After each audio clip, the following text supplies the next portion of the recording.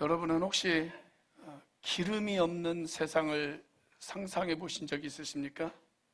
만약 기름이 없다면 지구상에 있는 많은 공장의 기계들이 멈추게 되어질 것이고, 화력발전소가 멈추게 될 것이고, 발전소가 멈추면 전기가 만들어지지 못하기 때문에 집집마다 있는 모든 가전제품들이 사용할 수 없게 되어질 것입니다.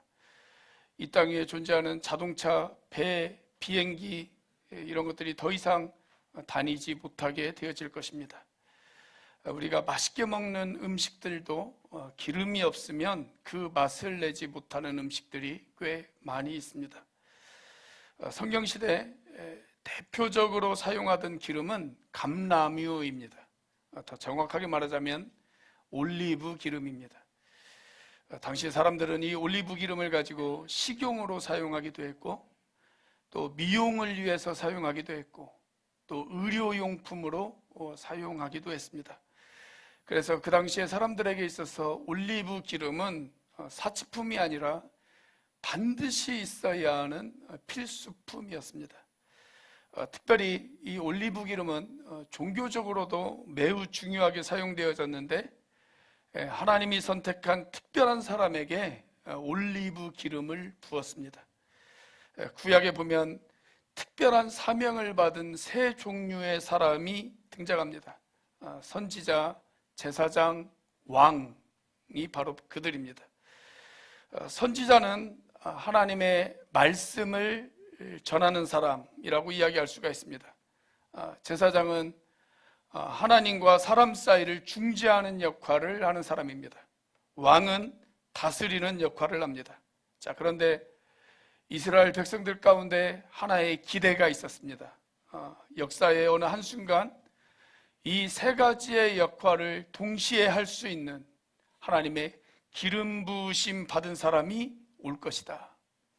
그리고 그 사람이 소망을 잃어버린 이 땅 가운데 진정한 소망을 가져다 줄 것이다 라고 하는 기대였습니다. 그분을 가리켜서 히브리어로 마사흐라고 이야기합니다. 이 마사흐라고 하는 단어에서 메시아라고 하는 단어가 나왔습니다. 그래서 메시아라고 하는 말의 뜻은 기름 부음을 받은 자라고 하는 뜻입니다. 헬라어로는 크리스토스, 즉 그리스도라고 하는 말입니다. 사실 오늘 본문 말씀은 예수님이 오시기 약 700여 년쯤 전에 이사야라고 하는 선지자가 앞으로 메시아라고 하는 사람이 올 텐데 그분이 오시면 이런 사역을 감당할 것이다 라고 예언한 말씀입니다. 자, 이사야 61장 1절 말씀을 같이 한번 읽도록 하겠습니다. 시작. 주님께서 나에게 기름을 부으시니 주 하나님의 영이 나에게 임하셨다. 주님께서 나를 보내셔서 가난한 사람들에게 기쁜 소식을 전하고 상한 마음을 싸매어주고 포로에게 자유를 선포하고 갇힌 사람에게 석방을 선언하고. 자, 그런데 오늘 예수님께서 회당에 들어가셔서 이 성경 말씀을 펴셨어요. 그리고 이 성경 말씀을 읽으셨습니다. 그리고 나서 이렇게 말씀하십니다. 오늘 본문의 21절 말씀입니다. 같이 한번 읽어보겠습니다. 시작. 예수께서 그들에게 말씀하셨다. 이 성경 말씀이 너희가 듣는 가운데서 오늘 이루어졌다. 즉 예수님께서 구약에서부터 예언된 그 메시아다라고 하는 것입니다.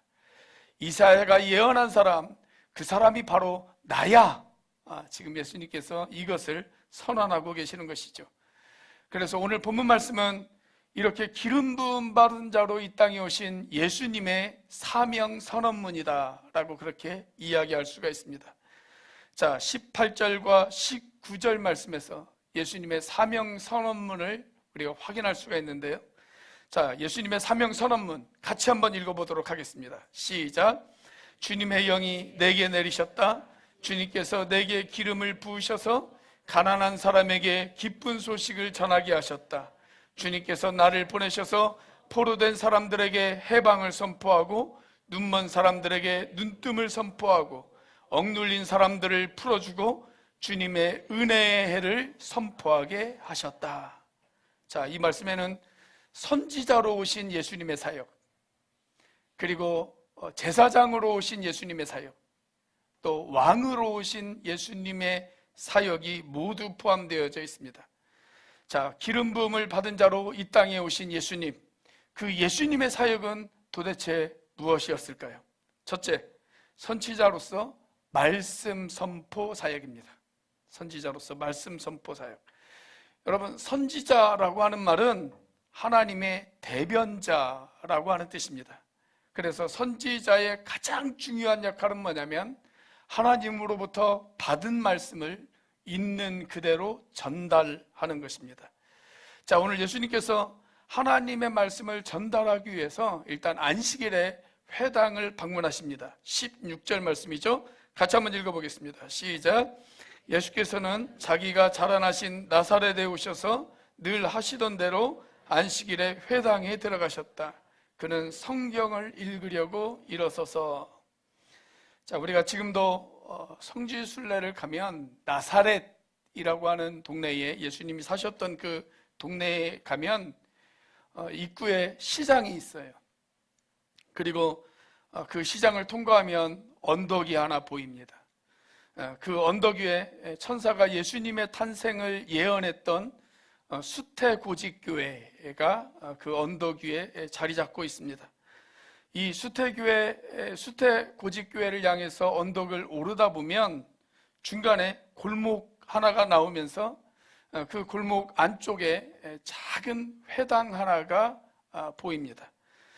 그 회당이 바로 나사렛 회당입니다. 지금도 잘 보존되어져 있습니다. 나사렛 회당입니다. 안으로 들어가면 한 100여 명 정도가 들어갈 수 있는 그런 아담하지만 예쁜 그런 공간이 나오는 회당입니다. 바로 이곳에서 예수님께서 첫 번째 설교를 하신 것입니다.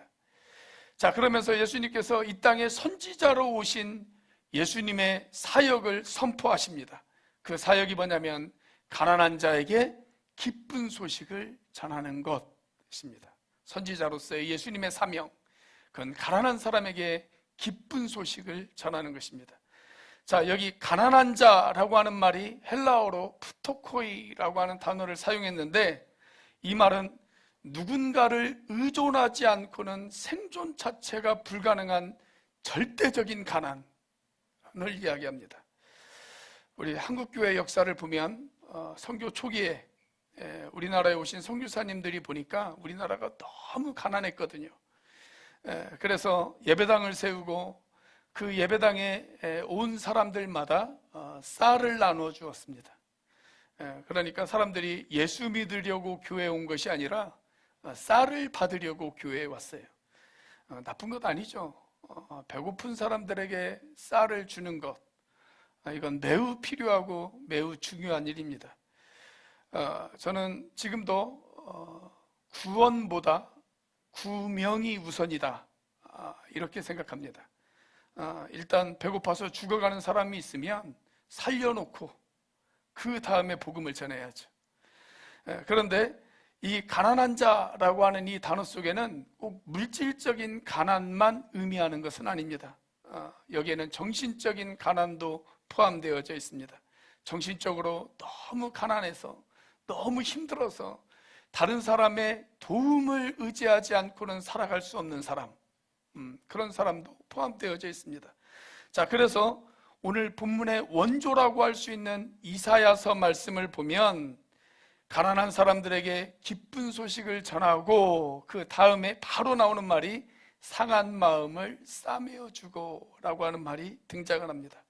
심령이 가난하고 마음에 상처를 입은 사람들, 이런 사람들에게 복음을 전하는 것이 선지자로서 이 땅에 오신 예수님의 사명이다 라고 하는 것입니다.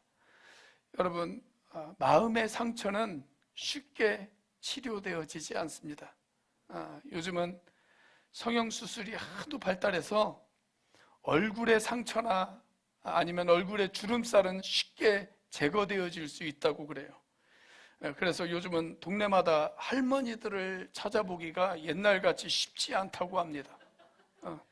옛날에는 순서가 어떻게 되냐면 소녀, 처녀, 아줌마, 할머니, 이런 순서로 진행이 되어졌잖아요.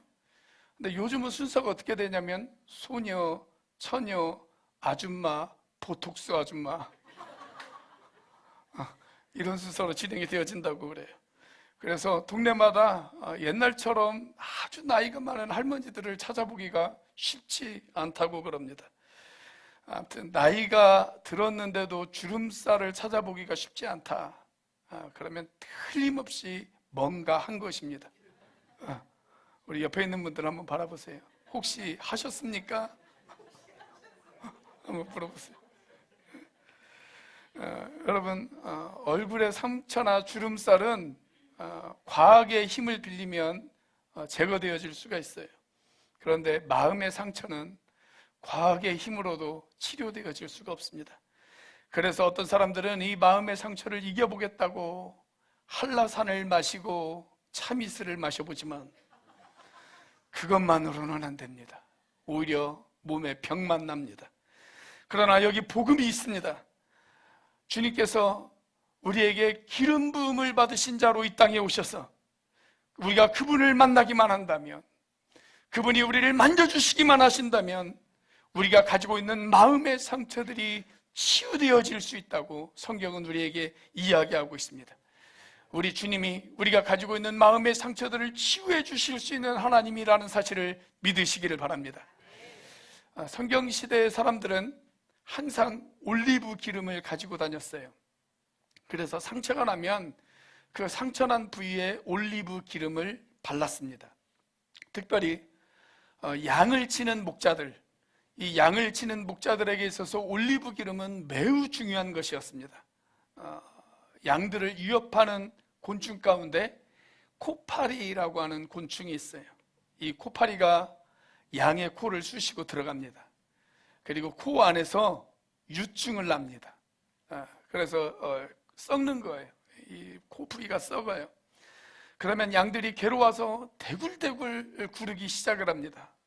어떤 경우에는 이 코파리들이 소도 공격하고 심지어는 사람까지도 공격한다고 그럽니다. 자, 그러면 목자들은 올리브 기름을 꺼내서 코에 올리브 기름을 붓습니다.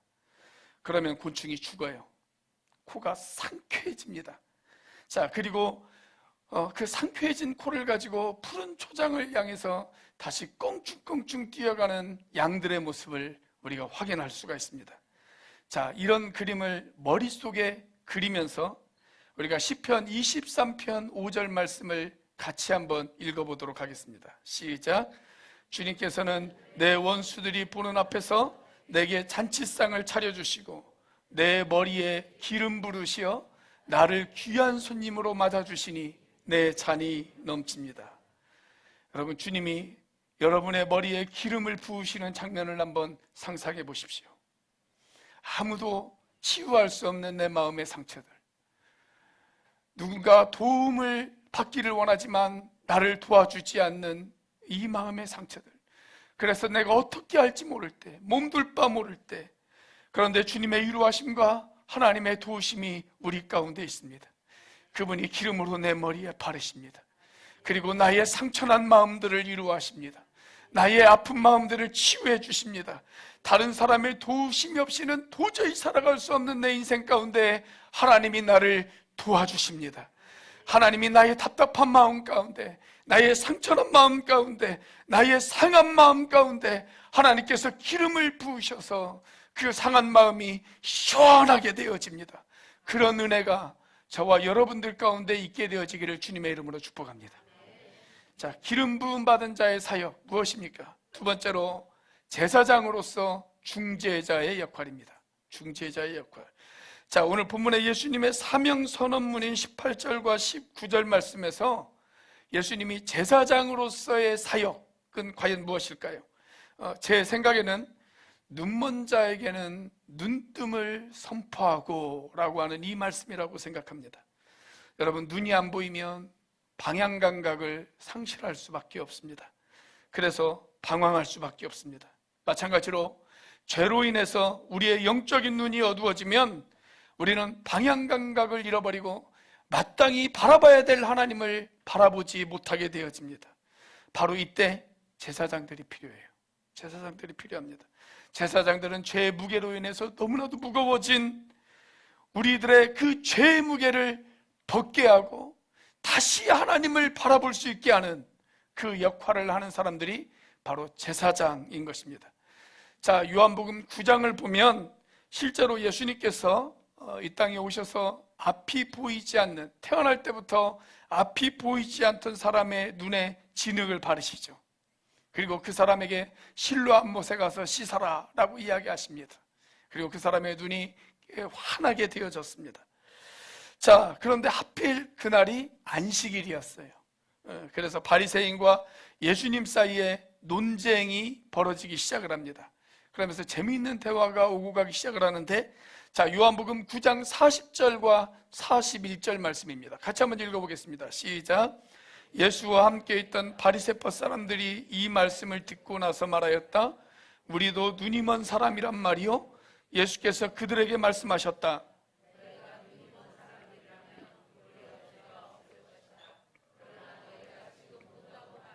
너희의 죄가 그대로 남아있다. 한국말은 한국말 같은데 도대체 이게 무슨 뜻인가 싶으시죠? 쉽게 말하면 너희들은 육체적으로는 눈이 보일지 몰라도 영적으로는 눈이 어두운 사람들이다. 지금 그 이야기입니다. 우리가 헬렌 켈러를 가리켜서 흔히 삼중고를 가진 여인이다 라고 그렇게 이야기를 하죠.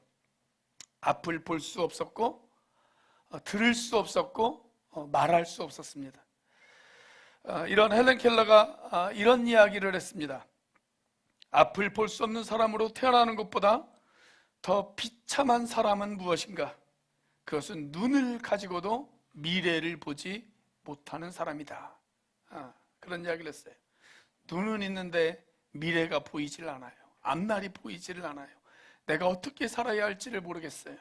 이런 사람도 영적으로 앞을 바라보지 못하는 사람과 똑같다. 그 이야기입니다. 아마 여기 있는 학생들은 잘 모를 텐데 우리나라 코미디계의 대부라고 불렸던 분이 계십니다. 구봉서 장로님이십니다.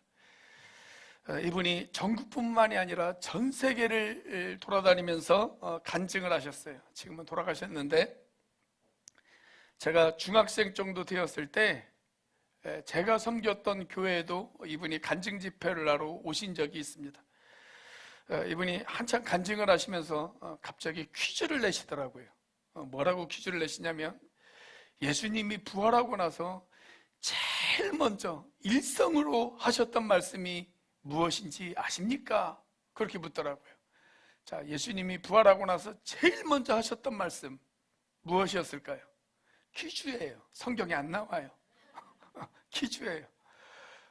많은 사람들이 여러 가지 대답을 했어요.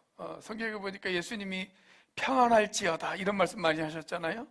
그래서 아마 그런 말씀을 많이 하셨지, 그런 말씀을 하셨지 않았을까라고 사람들이 이야기를 했어요. 아니라는 거예요. 다른 여러 가지 것들을 이야기했는데 다 아니래요.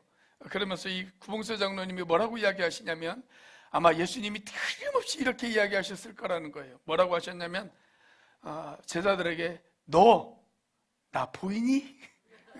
이렇게 말하셨을 것이라고. 왜냐하면 죽었다 살아났잖아요. 우리가 보통 죽었다 살아난 사람을 뭐라고 이야기해요? 귀신이라고 그러잖아요. 귀신은 눈에 안 보이잖아요. 근데 예수님께서 너 나 보이니? 예수님은 눈에 보이셨단 말이죠. 여러분, 세상에는 정말 보아야 할 것을 보지 못하고 살아가는 사람들이 얼마나 많이 있습니까? 하나님도 보지 못하고 또 영원한 세계도 보지 못하고 살아가는 사람들, 바로 그 사람들이야말로 진짜 영적으로 앞을 못 보는 사람이다, 이렇게 이야기할 수가 있습니다. 여러분, 예수님이 이 땅에 왜 오셨습니까?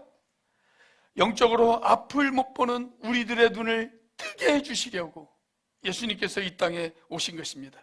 그래서 우리로 하여금 하나님 좀 보고 살라고, 그리고 영원한 세상을 좀 바라보면서 살라고, 그것을 우리에게 가르쳐 주시기 위해서 예수님이 이 땅에 오셨습니다. 그것이 바로 복음입니다. 여러분, 이 복음의 말씀을 듣고 우리의 어두워진 눈이 밝아지는 저와 여러분들이 되시길 바랍니다. 그래서 하나님을 바라볼 수도 있고, 하나님이 준비하신 그 세상을 바라보기도 하면서 살아가는 저와 여러분들이 되시기를 주의 이름으로 축복합니다. 자, 기름 부음 받은 자의 사역 무엇일까요? 마지막 세 번째로 왕으로서 다스리는 사역입니다. 왕으로서 다스리는 사역. 자, 본문에 등장하는 예수님의 사명 선언문 가운데 왕으로서의 사역은 무엇일까요? 여기 보면 포로된 사람들에게 해방을 선포하고 억눌린 사람을 풀어주는 사역, 이게 바로 왕으로서의 사역입니다. 물론 이 말이 문자 그대로 포로나 아니면 노예를 의미할 수도 있습니다. 또는 감옥에 갇힌 사람들을 이야기할 수도 있습니다. 그러나 성경이 포로를 이야기할 때 항상 염두에 두고 있는 것은 뭐냐면 죄의 포로가 되어진 사람들을 항상 의미하고 있습니다. 죄의 포로가 되어진 사람들. 여러분, 인간은 누구나 예외 없이 죄의 포로가 되어진 사람들입니다. 사도 바울은 이렇게 죄의 포로가 되어진 사람들을 가리켜서 이런 표현을 사용했습니다. 자, 로마서 7장 19절 말씀입니다. 같이 한번 읽어보겠습니다. 시작. 나는 내가 원하는 선한 일은 하지 않고 도리어 원하지 않는 악한 일을 합니다. 자, 나는 선을 행하기를 원합니다. 그런데 선은 행하지 못하고 악에 질질 끌려다녀요. 이런 상태를 묘사하는 우리 시대의 단어가 있어요. 우리 시대에는 이런 상태를 가리켜서 뭐라고 이야기를 하냐면 중독이라고 이야기합니다. 중독. 끊고 싶은데 내 힘으로는 도저히 끊을 수 없는 상태. 그게 중독이죠. 중독. 내가 이놈의 술을 다시는 마시나 봐라. 이렇게 말을 해놓고 끊지 못하고 어떻게 해요? 다시 마셔요. 우리가 그런 사람들을 뭐라고 이야기합니까? 알코올 중독자라고 그렇게 이야기를 하잖아요. 여러분, 그런데 예수님께서는 이렇게 중독되어진 사람들, 죄에 중독되어진 사람들, 이런 사람들에게 자유를 주시기 위해서 이 땅에 오셨다라고 하는 것입니다. 저는 우리나라의 대통령이 가지고 있는 많은 권세 가운데 가장 최고의 권세가 있다면 사명권이라고 생각해요. 제 생각이에요. 제 생각. 가장 큰 권세, 그건 아마 사면권이지 않을까. 여러분, 큰 잘못을 저질러서 감옥에 가 있는 사람이라고 할지라도 대통령이 마음만 먹으면 그 사람의 죄를 사면해 줄 수가 있단 말이죠. 그렇죠? 물론 여기에는 몇 가지 조건이 충족되어야 하지만 그러함에도 불구하고 죄를 사면해 줄 수 있는 권세가 있다는 거, 이건 엄청난 권세입니다. 엄청난 권세. 과거 왕이나 할 수 있는 그런 권세입니다.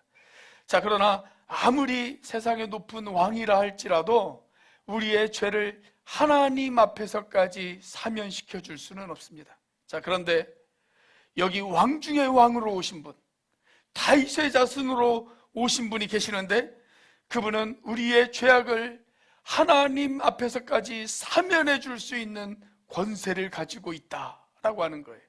자, 성경은 그분의 권세를 가리켜서 이렇게 이야기를 합니다. 너희의 죄가 주홍빛과 같다 하여도 눈과 같이 희어질 것이며 진홍빛과 같이 붉어도 양털과 같이 희어질 것이다. 그 권세를 믿으시길 바랍니다. 자, 구약 성경에 보면 이렇게 포로되어진 사람들, 억눌린 사람들, 노예가 되어진 사람들, 이런 사람들에게 한순간에 자유를 줄 수 있는 은혜의 시간이 찾아와요. 그것을 가리켜서 우리가 하나님의 은혜의 해라고 그렇게 이야기를 합니다. 자, 오늘 본문의 19절 말씀이죠. 같이 한번 읽어보겠습니다. 시작. 주님의 은혜의 해를 선포하게 하셨다. 이 은혜의 해를 이스라엘 백성들은 뭐라고 이야기하냐면 희년, 그렇게 이야기를 합니다. 희년. 너무 기뻐서 기쁨이 폭발하는 해, 기쁨이 폭발하는 해, 그게 바로 희년이에요. 희년. 우리가 하나님께서 천지를 6일 동안 창조하시고 7일째 쉬셨어요. 그래서 그 7일째 되는 날을 뭐라고 부릅니까? 안식일이라고 부르죠. 자, 마찬가지로 7년째가 되는 해, 7년째가 되는 해를 뭐라고 부르냐면 안식년 이렇게 부릅니다. 자, 그런데 안식년이 7번 끝나고 그 다음 해 7년씩 되어지는 안식년이 7번 지나고 그 다음 해 그러면 몇 년이에요? 50년이죠. 50년. 그래서 희년은 50년마다 한 번씩 찾아와요. 그 50년마다 한 번씩 희년이 선포되어집니다. 자, 이렇게 희년이 선포되어지면 감옥에 갇힌 사람들을 아무 조건 없이 다 풀어줍니다. 아무 조건이 없어요. 희년이 선포되어지면 그 사람이 어떤 죄인이라 할지라도 다 풀어줍니다. 자, 그리고 내가 진 모든 빚이 다 탕감이 되어집니다. 그러면 정말 좋겠죠. 은행의 모든 빚이 다 탕감되어지는 거예요. 희년이 선포되면 우리의 모든 빚이 다 없어집니다. 자, 그리고 누군가의 종으로 있던 사람들, 누군가의 노예로 있던 사람들, 그 사람들도 종의 자리에서 풀려나 자유를 얻게 되어집니다. 그게 바로 희년이에요. 자, 그런데 오늘 예수님이 사역을 시작하시면서 이 희년을 선포하셨습니다. 누구든지 그분을 믿는 사람들마다 상한 마음이 치유되어질 것입니다. 그분을 믿는 사람마다 죄의 포로가 되어진 사람들이 기쁨을 얻게 되어질 것입니다. 억눌렸던 사람들이 자유를 얻게 되어질 것입니다. 어떤 사람들이 그런 자유를 얻게 되어진다고요? 예수 그리스도께서 기름 부음을 받은 자로 이 땅에 오신 것을 믿는 사람들마다 희년이 선포되어질 것이라고 주님이 우리에게 말씀하고 있습니다. 우리 시대에 예수님을 만나 이런 희년의 인생을 살아간 한 여인을 여러분들에게 소개해드리고 설교를 마치려고 합니다. 미국 여인인데 조이스라고 하는 이름을 가진 여인입니다. 그녀는 18살이 되어 집을 떠나갈 때까지 줄곧 자기의 친아버지에게 성폭행을 당했던 여인이었습니다. 그녀가 기억하는 것만 해도 적어도 200회 이상의 성적 학대와 폭행을 당했다고 합니다. 식구들이 집을 비우는 날이면 창고에서 또는 차 안에서 어김없이 친아버지의 성적 학대를 경험해야만 했습니다. 그녀는 금요일이 가장 두려웠다고 합니다. 금요일은 엄마가 시장 가는 날이었거든요. 그때마다 아버지의 짐승 같은 그 폭행을 견뎌야만 했습니다. 수없이 집을 뛰쳐나가고 싶었지만 아무도 그녀를 도와주는 사람이 없었습니다. 그녀의 아버지는 내가 이 비밀을 이야기한다면 그때는 너도 죽고 나도 죽는 거야, 그렇게 협박을 했습니다. 그 협박 가운데서 깊은 외로움과 두려움 그리고 심한 죄책감이 그녀의 마음을 괴롭혔습니다. 죄책감의 노예로 살아야만 했습니다. 마음 가운데 큰 두려움이 있었습니다. 그녀가 할 수 있었던 유일한 한마디의 기도가 있었다고 한다면 바로 이것입니다. 하나님, 당신이 살아계신다면 제 아버지를 제발 죽여주세요. 이것이 그녀의 기도였습니다. 자, 그렇게 18살이 되었습니다.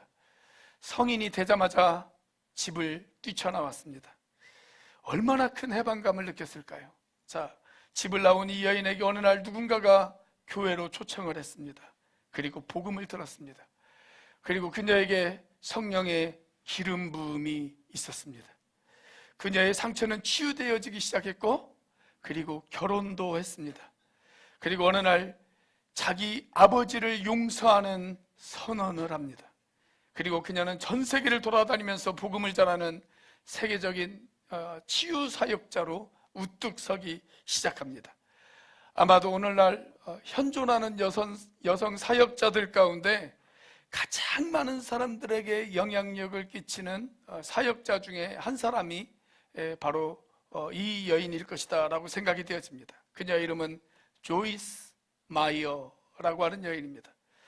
기독교 서점에 가보시면 이분이 쓴 책이 아주 많이 있습니다. 그리고 인터넷을 검색해 보시면 이분의 설교도 들을 수가 있습니다. 그녀는 인간의 상처는 치유되어질 수 없다라고 이야기하는 사람들에게 이렇게 이야기합니다. 나를 보라고. 내가 바로 인간의 상처는 치유되어질 수 있다는 살아있는 증거라고. 그렇게 이야기합니다.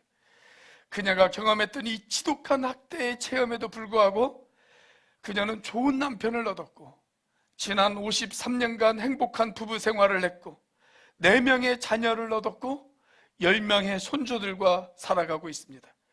그리고 지금도 미국과 전 세계를 돌아다니면서 사람들에게 치유의 복음을 전하는 치유 사역자로 활동하고 있습니다. 그녀는 설교하면서 항상 이 말을 빼놓지 않고 이야기한다고 합니다. 상처는 치유되어질 수 없다는 사탄의 말에 결코 속지 마십시오. 그러면서 그녀는 말하기를 성령의 기름 부음을 받아 메시아로 이 땅에 오신 예수 그리스도, 누구든지 그 사람을 만난 사람마다, 그 예수님을 만난 사람마다 제 대신 화관을 머리에 씌워주시고 슬픔 대신 기쁨의 기름을 발라주시고 괴로운 마음 대신 찬송의 마음이 가득하게 되어진다고 그렇게 이야기합니다. 사랑하는 여러분, 하나님은 지금도 여러분들을 치유하십니다. 오늘 이 놀라운 은혜가 저와 여러분들 가운데 임하게 되어지기를 주의 이름으로 축복합니다. 기도하시겠습니다.